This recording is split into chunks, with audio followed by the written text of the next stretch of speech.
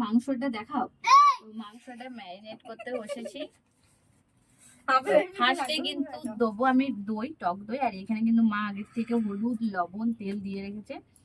তার সঙ্গে চুপ কর না, তো তার সঙ্গে আমি দাঁড়াও, এই যে টক দই, এটা কিন্তু আমি ফার্স্টে দেবো।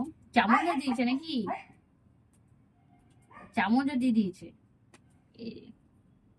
দারুণ দই।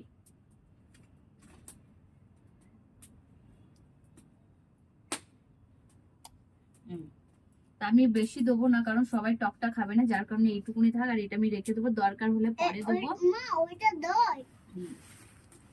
তার সাথে রয়েছে এই যে দেখো, আমি পেস্ট করেছি, কিন্তু আমার অনেকটা মশলা হয়েছে। এতটা মশলা মাংসের মধ্যে দেবো না, আমি কিছুটা রেখে দেবো।